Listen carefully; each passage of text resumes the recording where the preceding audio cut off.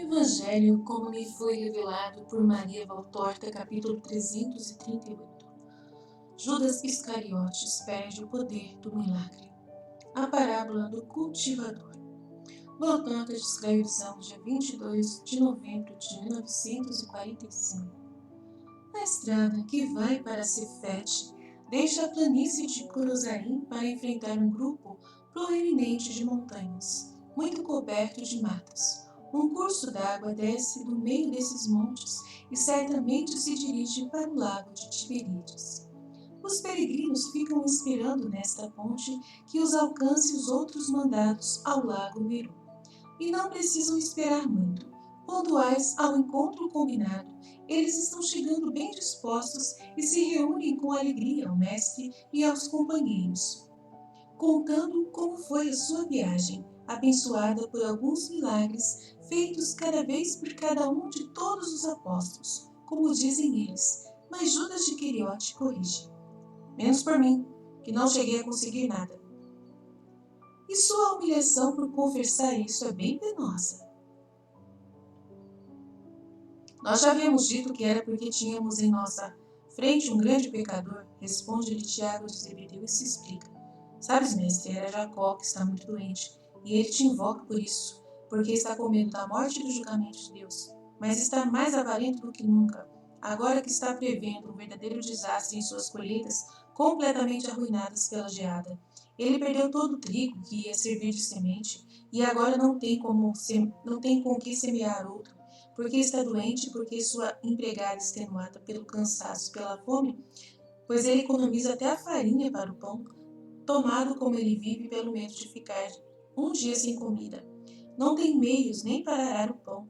Nós talvez tenhamos pecado, porque trabalhamos todo dia de sexta-feira até além do pôr do sol, e até as últimas claridades, chegando a usar fachos e fogueiras bem acesas para podermos ver. Nós aramos uma grande extensão do terreno dele.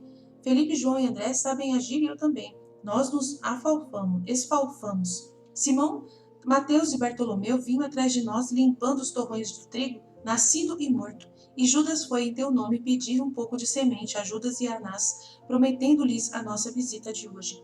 Ele conseguiu e do bom.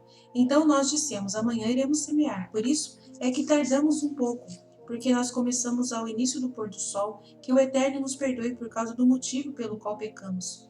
Judas, entre mentes, permanecia junto ao leito de Jacó para convertê-lo. Ele sabe falar mais do que nós, pelo menos assim quiseram dizer, por sua conta. Também Bartolomeu e os zelotes, mas Jacó está surdo a todos os argumentos. Ele queria somente a cura, porque a doença lhe traz grandes gastos e ele já estava maltratando a empregada, xingando-a de preguiçosa. Judas procurava acalmá-lo quando ele ficava dizendo: eu me converterei se eu ficar curado. E então Judas lhe impôs as mãos. Jacó, porém, continuou doente como antes, e Judas, aborrecido, não disse. Nós, então, tentamos, por nossa vez, fazer o mesmo, antes de nós irmos deitar, mas não conseguimos o milagre. Agora Judas está dizendo que é porque ele não está em boas graças contigo, havendo-te desagradado e está abatido. Nós lhe dissemos que era porque tínhamos à nossa frente um pecador obstinado que pretende conseguir tudo o que deseja, marcando limites e dando ordens até a Deus. Quem tem razão? Vós 7, disseste a verdade. E Judas e nós como vão os campos deles? Um pouco arruinados, mas eles têm meios, e a tudo se proveu a tudo. Eles, porém, são bons, toma. Mandam-te esta oferta, e estes alimentos. Esperam ver-te alguma vez. O que nos contrista é o estado de espírito de Jacó. Eu teria querido curar-lhe a alma mais do que o corpo, disse André. E nos outros lugares? No caminho de Teberete, perto do povoado, curamos. Foi Mateus, um homem que estava com as febres e estava voltando de um médico que o tinha declarado desenganado. Permanecemos na casa dele e a febre não voltou. Do pôr do sol até a aurora, e ele dizia que estava sentindo-se bem com suas forças. Depois em Tiberíades foi André que curou um barqueiro que havia quebrado um ombro, caindo de cima da ponte. Ele impôs-lhes as mãos e o ombro ficou curado. Imagina como ficou aquele homem. Quis transportar-nos sem que lhe pagássemos, de Magdala até Cafarnaum. Depois a Betsaida, e lá ele ficou, porque lá estão os discípulos Timoneu, de Aera, Filipe e Arbela, Hermasteu e Marcos de Geosa e um dos que foram libertados do demônio perto de Gamala. Também o barqueiro José quer ser seu discípulo. Os meninos que estão em casa de Joana vão bem, nem parecem mais aqueles. Estavam no jardim brincando com Joana e Cusa. Eu os vi, eu também passei por lá. Continuai. Em Magdala esteve Bartolomeu, que converteu um coração viciado e curou um corpo entregue ao vício. Como ele falou bem, mostrou que a desordem do espírito gera a desordem do corpo e que toda concessão feita à desonestidade degenera na perda da tranquilidade, da saúde e, enfim, da alma. Quando ele o viu arrependido e persuadido, impôs-lhe as mãos e o homem ficou curado. Queriam deter-nos lá em Magdala, mas nós obedecemos, seguindo depois da noite para Cafarnaum. Lá estavam 5 que pediam de ti uma graça, e estavam querendo voltar para casa sem terem sido atendidos.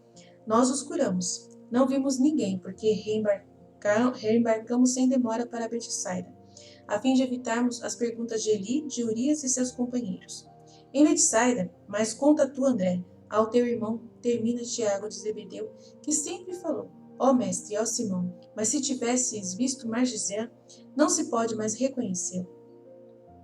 Oh, que sorte! Não terá ele virado a mulher! Exclama e pergunta Pedro. Oh, que sorte! Não terá ele virado uma mulher? Exclama e pergunta Pedro. Não, pelo contrário, um belo jovem alto e esguio por causa do seu grande crescimento. Uma coisa maravilhosa. Tivemos dificuldade em conhecê-lo. Ele está alto como a tua mulher e como eu. Oh, está bem. Nem eu, nem tu, nem Porfíria somos umas palmeiras. Quando muito podemos ser comparados a uns pés de aburinheiro, diz Pedro, que mesmo tendo dito isso, está muito alegre ao ouvir dizer que seu filho adotivo está muito crescido. Sim, meu irmão, na festa das incênias ele ainda era um menininhozinho, pouco desenvolvido, que mal chegava até os nossos ombros. Agora se tornou de verdade um jovem homem, tanto na estatura como na voz e na seriedade. Ele fez como aquelas plantas que ficam sem crescer durante muitos anos e depois, de repente, no estourão, pegam um crescimento espantoso. Tua mulher teve muito trabalho para encompridar as vestes dele e para fazer novas vestes, e elas faz com muitas dobras e grandes orlas na costura, porque ela prevê que Margisã vai crescer ainda mais. E ele cresce mesmo, mais em sabedoria.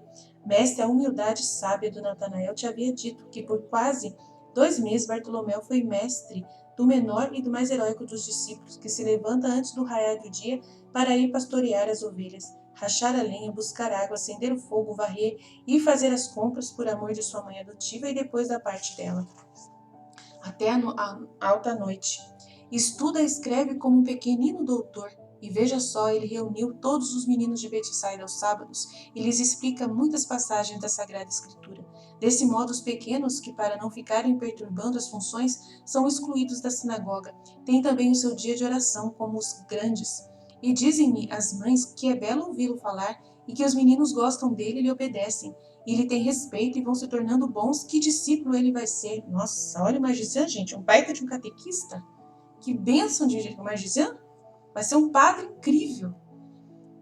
Mas olha, estou comovido, meu Margisã, mas também Nazaré, que heroísmo daquela menina chamada Raquel, não é? Pedro parou e deixou aquelas palavras no ar, ficando muito corado por medo de ter falado demais. Por sua sorte, Jesus o socorre, enquanto que Judas está muito pensativo e distraído, ou finge estar assim. Jesus diz, isto mesmo, a Raquel, lembras bem, está curada e os campos vão dar muito trigo. Por lá passamos eu e Tiago. Tudo isso para obter o sacrifício de um menino justo. Que é a Raquel que ficou curada por causa que Margisã intercedeu por ela, né? Fez o sacrifício por ela. Em Betsaida foi Tiago que fez o milagre. Sobre um pobre estropiado, e Mateus, na estrada, perto da casa de Jacó, curou um menino. Mas hoje mesmo, na praça daquela aldeia, ao lado da ponte, Filipe e João curaram, o primeiro deles um doente, e o segundo um menino endemoniado. Todos vós fizeste bem, muito bem. Agora vamos até aquele povoado que está nas encostas, e lá ficaremos em alguma casa para dormirmos. E tu, mestre, que foi que fizeste? Como está Maria? E a outra Maria? Pergunta João. Estão bem e saúdam a todos vós. Estão preparando as vestes e tudo mais que é preciso para a peregrinação da primavera. E não vem a hora de acabar tudo para poderem estar conosco. Nossa, parecendo a peregrinação para Aparecida, que é a primavera Aparecida, né? O pessoal vai tudo na primavera para Aparecida. Que legal. Aqui, né, na região de São Paulo, aqui onde eu moro, o pessoal vai tudo peregrinando pela Dutra na primavera, né? Que é a primavera para Aparecida, para visitar Nossa Senhora na Aparecida. Aí lembrei disso agora. Também Susana e Joana e a nossa mãe estão igualmente ansiosas. Diz sempre João. Bartolomeu diz: também minha mulher com as filhas quer ir este ano, depois de tantos anos a Jerusalém, diz ela que nunca mais será tão belo como neste ano. Não sei por que ela diz isso, mas ela afirma que o sente em seu coração. Certamente ela também, a minha irá. Certamente então a minha irá. Ela não me disse nada, mas o que a Ana faz, também o faz Maria, diz Filipe. E as irmãs de Lázaro, vós as tendes visto? Pergunta Simão Zelotes. Elas obedecem, sofrendo a ordem do mestre e a necessidade. Lázaro está sofrendo muito, não é verdade, Judas? Está quase sempre de cama, mas é com muita ansiedade que espera o mestre, diz Tomé. Logo virá a Páscoa e iremos à casa de Lázaro. Mas que foi que fizeste em Nazaré e em Coruzaim? Em Nazaré saudei os meus parentes, os amigos e os parentes dos 2 discípulos. Em Coruzaim falei na sinagoga e curei uma mulher. Permanecemos na casa da viúva cuja mãe morreu. Foi muita dor, foi uma dor e ao mesmo tempo um consolo por causa dos poucos recursos e pelo tempo que eu tomava dela que precisava prestar assistência à enferma e fazer seu trabalho de viúva que era o do pôr-se a fiar por conta de outros. Mas ela nunca perdeu a esperança. Ela tem o necessário garantido e com isso se fez pagar. José vai todas as manhãs à oficina de um carpinteiro no poço de Jacó para aprender ofício. O menino, né? O menino vai. E José vai todas as manhãs à oficina de um carpinteiro no poço de Jacó para aprender melhor o ofício. E os de Corozaim são melhores? Pergunta Mateus. Não, Mateus, são sempre piores, confessa sinceramente Jesus. Eles nos maltrataram, os mais poderosos, é claro, mas o povo simples. Não o povo simples. É um lugar muito ruim. Nós não vamos mais para lá, diz Filipe. Com isso ficaria triste o discípulo Elias, a viúva, a mulher que foi curada hoje, os outros bons. Sim, mas são tão poucos. Eu não tomaria mais o meu tempo naquele lugar. Tu disseste, é impossível ser trabalhado, diz Tomé. Uma coisa é resina e outra são os corações. Alguma coisa sobrará. Como a semente enterrada debaixo de camadas e mais camadas de terra muito compacta. Haverá muita coisa para emergir. E que finalmente emergirá. Assim vai ser Corozaim. Um dia nascerá o que eu semei. Não devemos ficar cansados com as primeiras derrotas. Ouvi esta parábola. Poderia ser intitulada a parábola do bom semeador.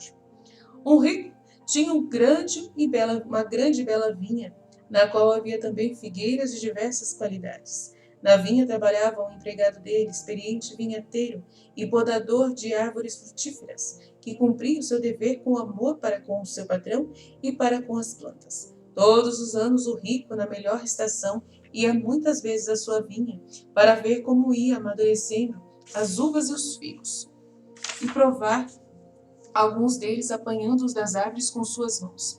Mas um dia quis dirigir-se a uma figueira, que era de ótima qualidade, a única planta daquela qualidade que havia na vinha.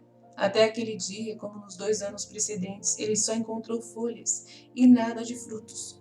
Então ele chamou o vinhateiro e lhe disse: há 3 anos que eu venho procurando fruto nesta figueira e só encontro folhagens. Compreende-se que ela parou de produzir frutos. Corta, pois é inútil que ela fique aqui ocupando um lugar e tomando o seu tempo, para depois não chegar a nada. Corta, queima, limpa depois o terreno das raízes dela e no lugar coloca uma plantinha nova. Com alguns anos ela dará fruto. O vinhateiro era um homem paciente e amoroso e respondeu: tens razão, mas deixa-me experimentar por 1 ano ainda. Eu não vou cortar a planta, mas vou com o maior cuidado capinar o solo ao redor dela, vou adubá-la e podá-la. Talvez ela não frutifique ainda. Se depois desta última prova ela não der fruto, então obedecerei o teu desejo e a cortarei de vez. Corozaim é a figura que não dá fruto, é a figueira que não dá frutos. E eu sou o bom cultivador. O rico impaciente sois vós. Deixai agir o bom cultivador. Está bem, mas a tua parábola não chegou a fim. A figueira, um ano depois, produziu fruto? Perguntou Zelotes. Não produziu fruto e foi cortada. Mas o cultivador ficou justificado por cortar uma árvore ainda nova e bonita, porque ele fez todo o seu dever. Eu também quero ser justificado por causa daqueles aos quais deverei descer o machado e arrancá-los da minha vinha, para pô-los onde só há plantas estéreis e venenosas, ninhos de serpentes, sugadores dos sucos da terra, parasitas ou tóxicas que desgastam ou prejudicam seus companheiros. Os discípulos, ou então, que vão penetrando, deslizando com suas raízes maléficas, para proliferarem sem terem sido chamados à minha vinha, rebeldes a todo enxerto, e que aí penetraram só para espionar, denegrir e tornar estéril o meu campo. A este sim eu cortarei definitivamente quando tudo tivesse tentado para convertê-los. E por enquanto, antes do machado, eu levanto a tesoura e a faca de podador, arranco as folhas e faço enxerto. Será um trabalho duro para mim que o faço e para aqueles que o sofrerão. Mas precisa ser feito, a fim de que possa dizer no céu, ele fez tudo até o fim, mas eles se tornaram cada vez mais estéreis e maus, ainda mais do que antes, de por eles serem podados, enxertados, cavados ao redor, adubados com suor e lágrimas, com cansaços e sangue. Eis aqui o povoado. E de todos à frente pedi alojamento. Tu, Judas, de Queriote, fica comigo. Ficam sós e na penumbra da tarde vão andando um perto do outro no maior dos silêncios. Finalmente Jesus diz como se estivesse falando só consigo mesmo. Contudo, ainda que se tenha caído fora da graça de Deus, por ter violado sua lei, sempre se pode voltar a ser o que éramos antes se renunciarmos ao pecado. Judas nada responde. Jesus continua. E se chegamos a compreender que não se pode ter mais o poder de Deus, porque Deus não está onde está Satanás, com facilidade ainda se pode remediar, preferindo o que Deus concede ao que a soberba quer. Judas fica calado. Jesus, e já estão passando pela primeira casa do povoado, sempre como se estivesse falando a si mesmo, diz: e ter que pensar que eu sofri áspera penitência para que ele se arrependa e volte ao seu pai. Judas tem um sobressalto, levanta a cabeça, olha para ele, mas não diz nada. Também Jesus olha para ele e depois lhe pergunta: Judas, a quem é que estou falando?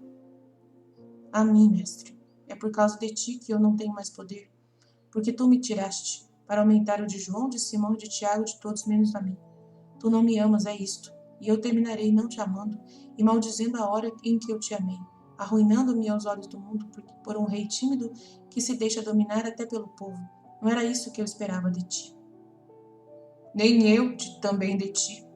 Mas eu nunca te enganei, eu nunca te constrangi. Por que então permaneces ao meu lado? Porque te amo. Não posso mais me separar de ti. Tu me atraís e me causa arrepios. Eu te desejo como o ar que respiro e me fazes medo. Eu sou um maldito, sou um condenado, porque não tiras de mim o demônio? Tu que podes fazer isso? O rosto de Judas está lívido e transtornado, louco, cheio de medo e de ódio. Ele já faz pensar ainda que de longe na máscara satânica do Judas da Sexta-feira Santa. E Jesus faz pensar com esse seu rosto no Nazareno flagelado que, sentado no pátio do pretório sob o alguidar emborcado, está olhando para os que zombam dele. Com toda a sua piedade amorosa, ele fala e parece que já um soluço está em sua voz.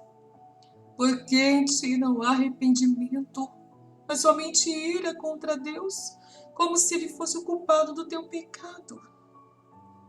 Jesus solta por entre os dentes uma feia imprecação. Judas solta por entre os dentes uma feia imprecação.